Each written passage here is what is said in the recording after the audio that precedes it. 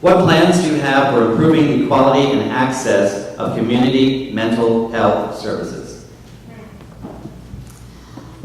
This is a huge issue that we're seeing here across the country, and frankly, I think we are all struggling with the answer of how we address mental health. I don't think any of us here in this room don't know a friend or a member of their family that is struggling with mental health. Many of them are lucky enough maybe to have a support system, to have shelter, in order to not be on our street. But frankly, we know and we see that there are a lot of folks that do not have that safety network, family, friends, or affordability in order to address their mental health issues.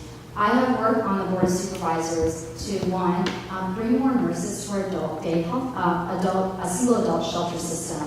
We used to have 0 nurses in our shelters. As of February of last year, we now have 2 nurses and 2 healthcare workers that work in our shelters in the day and the night to address the very public health issues that we're seeing on our streets. Homelessness is no longer just an economic and public issue. It is absolutely a public health issue. I'm also really excited that I was able to fight for and win over many years to get $6.6 million to build a 24-hour medical respite shelter in the Southern Market, in my district, to serve individuals that are on our streets, so that they have 24-hour access to clinicians, nurses, and psychologists at a medical shelter. Today, if you are sick and you are on our streets, and you win a bed, one of our 1,600 beds in our shelter system. If you are too sick, our shelter system will actually kick you out because they don't have the resources or expertise to take care of you.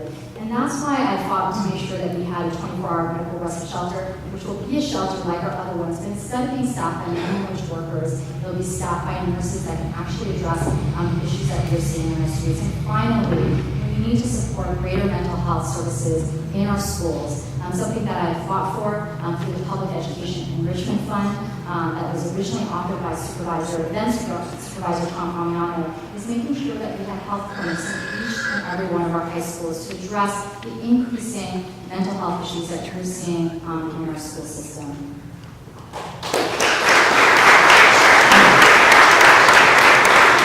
Second question, Supervisor.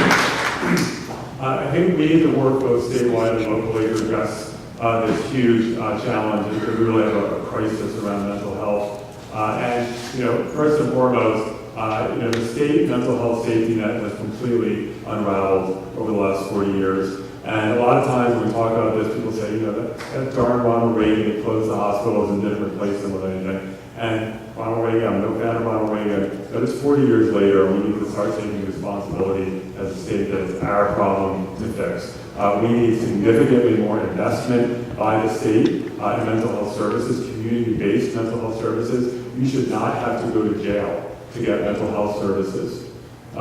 Everyone should have access, and I know there are people who are homeless who lack access, but there are a lot of people who are not homeless who lack access, and it is an absolute crisis. In San Francisco, we need to build a mental health facility. We need to stop reducing the number of psych beds at SF General and start expanding the number of psych beds. SF General should not be the only hospital that provides a significant amount of emergency psychiatric care. We need to make sure that we are rebuilding the safety net to take care of both homeless people and everyone else, because we can't keep going in the direction that we're going, and the state has to play a major role.